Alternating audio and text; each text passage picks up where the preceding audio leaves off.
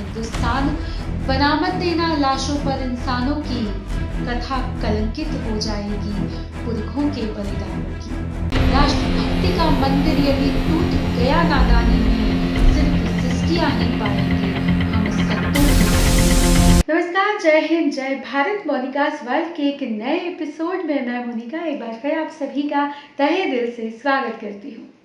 दोस्तों, मेरे 15 अगस्त के स्पीच के वीडियो को आप लोगों ने बहुत पसंद किया और मेरे बहुत से सब्सक्राइबर ने मुझसे ये कहा कि उन्हें 15 अगस्त पर मंच संचालन करना है और उन्हें एंकरिंग की, मंच संचालन की भी पूरी स्क्रिप्ट चाहिए।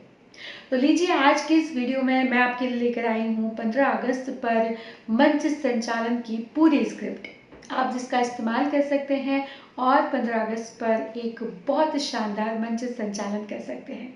तो बिल्कुल देर नहीं करते हैं और शुरू करते हैं आज का ये खास वीडियो।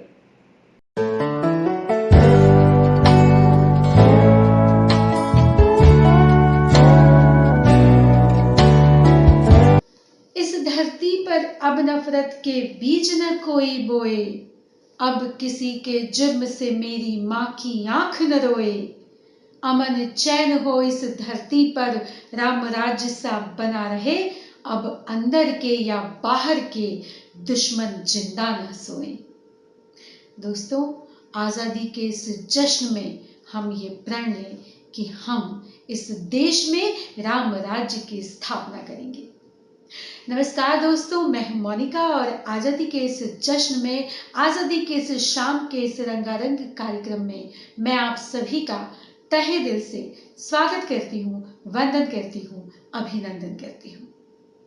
ये आज़ादी हमारे लिए कितनी कीमती है, इसको बताने के लिए, इसको दर्शाने के लिए आज हम इस देश में 77वां आज़ादी का उत्सव मना रहे हैं।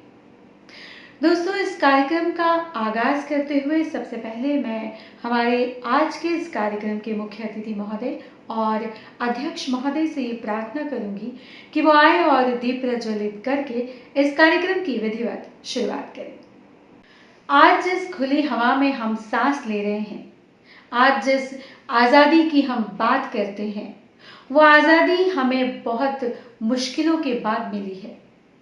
वो आज़ादी हमारे लिए कितनी ज़्यादा कीमती है, यही समझाने के लिए हम हर साल, हर वर्ष इस आज़ादी के जश्न को मनाते हैं, ताकि हमारी आने वाली पीढ़ियों को ये याद रह सके कि ये आज़ादी हमें कितने संघर्षों के बाद प्राप्त हुई है।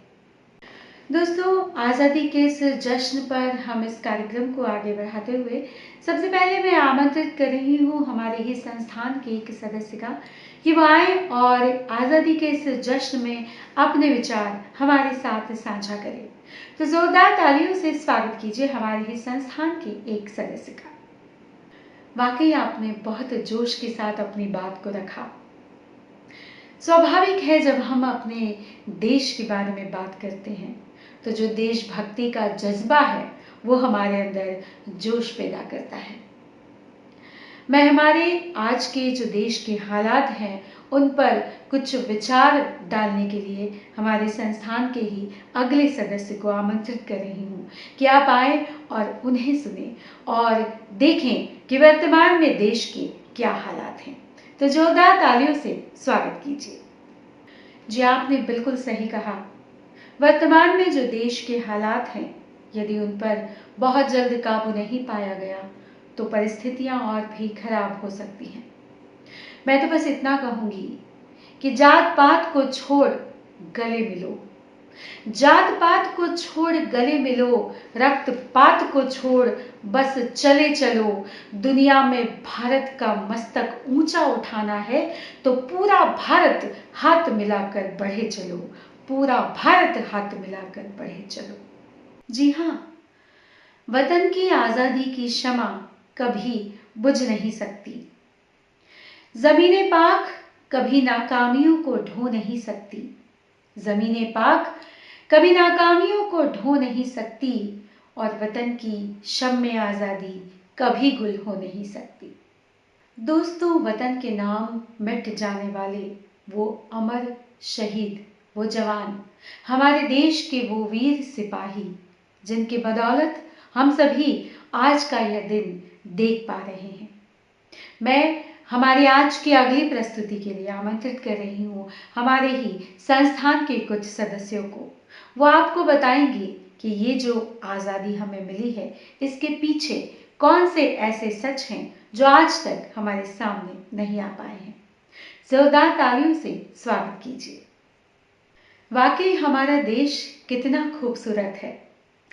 तीनों तरफ समंदर, चौथी तरफ हिमालय है, पासबान इसका इसको बनाने वाला।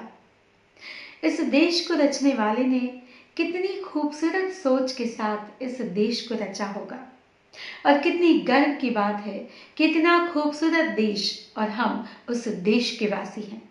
हमें गर्व है कि हम भारतवासी हैं। मुझे आपकी बात को सुनकर सर्वेश्वर दयाल सक्सेना जी की वो बात याद आती है जब वो कहते हैं कि देश कागज पर बना नक्शा नहीं होता। देश कागज पर बना नक्शा नहीं होता कि एक हिस्से के अलग हो जाने पर दूसरा हिस्सा वैसे का वैसा जुड़ा रहे। देश कागज पर बना नक्शा नहीं होता। क्या बीतती होगी उस माँ पर जिसका इकलौता बेटा सरहद पर तैनात है। क्या गुजरती होगी उस बहन पर जो रक्षाबंधन पर अपने भाई की कलाई पर राखी सिर्फ इसलिए नहीं बांध पाती क्योंकि भाई सीमा में है, जवान है और वो अपने कर्तव्यों को छोड़कर नहीं आ पाता।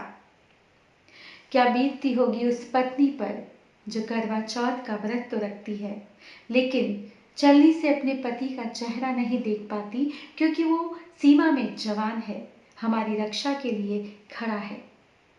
ऐसे हमारे अमर सिपाही, ऐसे हमारे अमर जवान जिनकी वजह से आज हम सभी सुरक्षित हैं। हमारे ऐसे अमर जवानों को समर्पित एक नाटिका प्रस्तुत करने के लिए आ रहे हैं हमारे संस्थान के ही कुछ सदस्य। जोरदार तालियों से आप सभी उनका स्वागत कीजिए। आज़ादी के 77 वर्ष के पश्चात भी यदि समाज में, देश में वैमनस्यता का माहौल हो, यदि हम देश और समाज में भाईचारे को नहीं बना पाए हों, आज भी यदि समाज में, देश में मजहबी झगड़े हो रहे हों, जहां देश में महिलाओं का सम्मान न हो रहा हो, तो ऐसे माहौल में हमें फिर से मनन चिंतन करने की आवश्यकता है। कुछ यही संदेश देने के लिए आ रहे हैं हमारी आज की अंतिम पेशकश। जोरदार तालियों से उनका स्वागत कीजिए।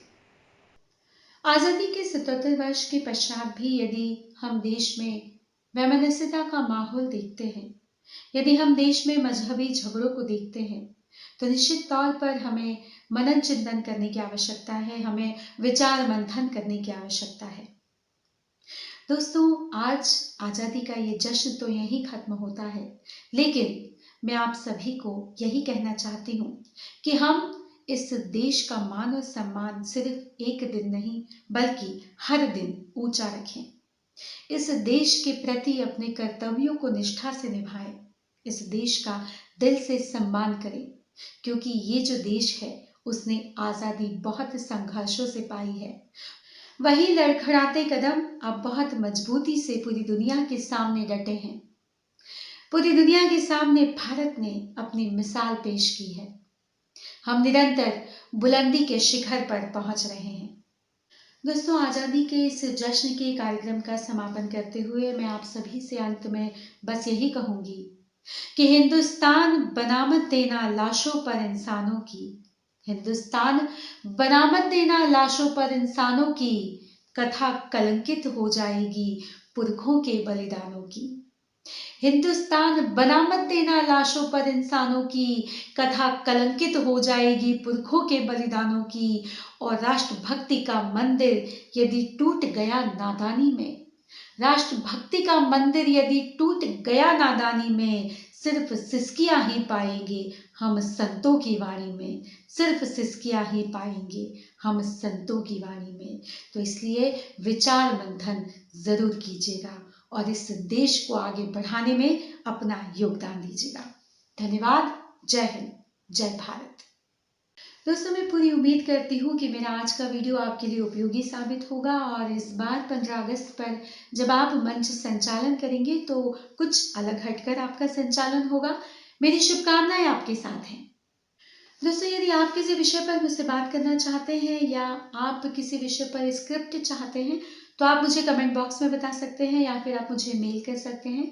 मेरा जो मेल आईडी है वो मैंने नीचे डिस्क्रिप्शन बॉक्स में दिया है। साथ ही मेरा फेसबुक का पेज और मेरा जो इंस्टाग्राम आईडी है वो भी मैंने नीचे डिस्क्रिप्शन बॉक्स में दिया है। आप चाहें तो मुझे उस पर फॉलो कर सकते हैं। स्वतंत्रता दिवस की एक बार फिर आप सभी को बहुत बहुत बधाई और शुभकामनाएं। दोस्तों, आज का वीडियो बस यहीं तक। अगले किसी नए वीडियो में अगले किसी नए विषय के साथ आपसे बहुत जल्द फिर मुलाकात होगी। तब तक आप अपना और अपनों का ख्याल रखिए। धन्यवाद दोस्तों। जय हिंद, जय भारत।